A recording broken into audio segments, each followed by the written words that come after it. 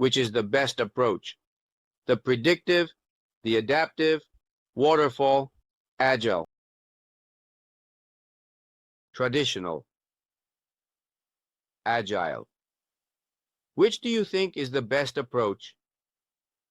We will discuss this in this. Let's remember that traditional predictive approaches, like waterfall generally, rely on a detailed planning structure. They have a beginning and an end. There is strict control and supervision. Generally, or at least in good practices, there is very extensive documentation. It is based on some very specific methods or methodologies.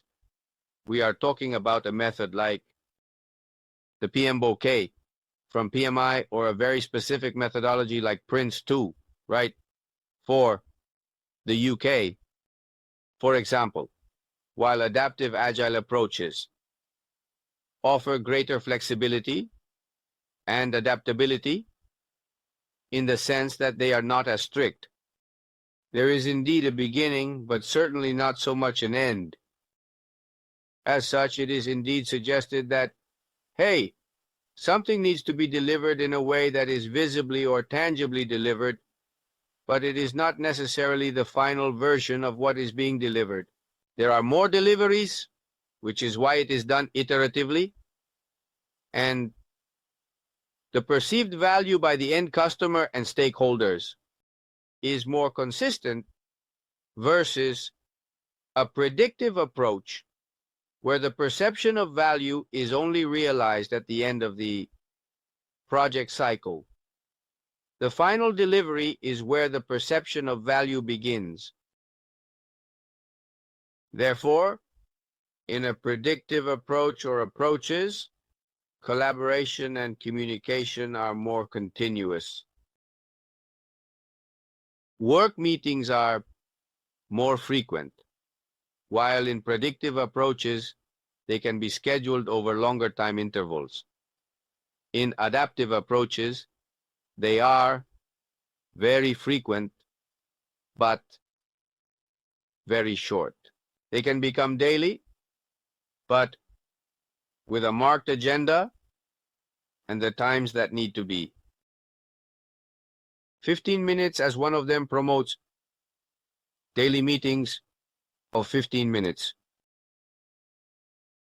So this later translates into the deliveries.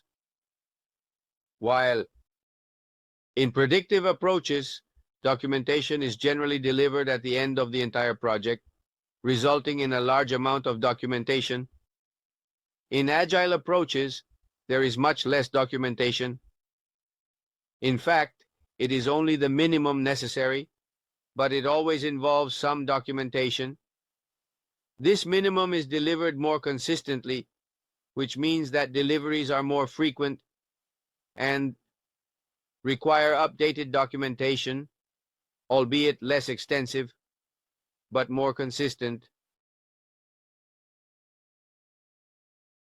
To determine the best approach in each organization, several key factors should be considered, such as the nature of the project, the product, whether we are talking about digital environments, the level of uncertainty, whether things are very clear from the beginning, or if they are not. There are stable requirements, very specific, well-defined, or others that are not as much, and they need to be refined over time through information, feedback, consultations, questionnaires, and with regard to where they are directed, and analysis. Another topic is also organizational culture. It's not that easy.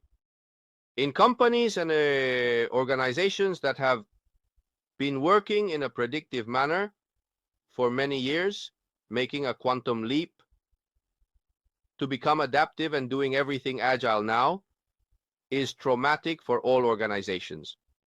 Therefore, there has to be a gradual approach if one wants to move in that direction, or there are some industries that are very stable, very mature, such as mining or gas, electric, construction, where there may be things we can utilize from frameworks and predictive methods. But they are very mature, and it depends on the culture of each organization. Organizational culture is more complex to implement. Adopting agile themes and agile approaches requires interpretation. But on the other hand, perhaps these same organizations are developing other areas of innovation where it is not the core or the entire organization as such, but rather small spin-offs, small parts, small goods, and very specific areas created for innovation where it is not necessary to transmit this same organizational culture that can help us. Therefore, even though we are part of the whole, we can be independent at the same time. And this can influence adaptive approaches.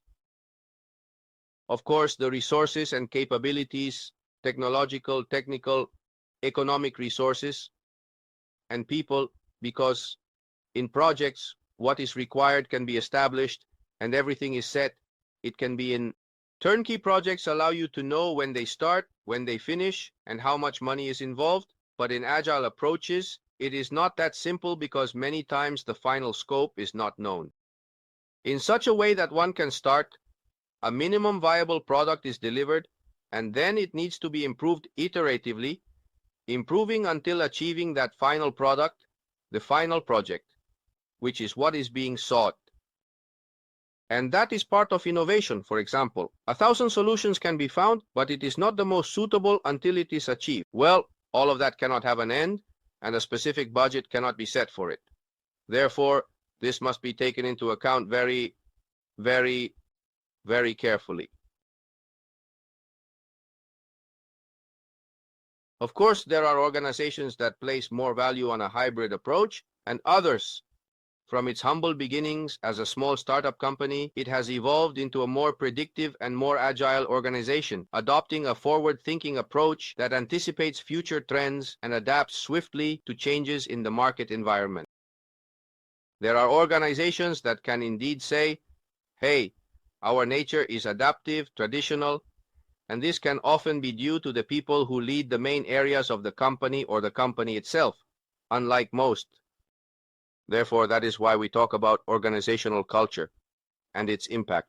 However, in a hybrid approach, it can be adaptable without any problem in any organization from any sector, regardless of its maturity or the type of business it engages in, because they can be hybrid projects where the company feels more comfortable doing projects in the traditional waterfall method, not forgetting the issues of products without agile approaches versus companies that want or need or are required by the market to be faster in them.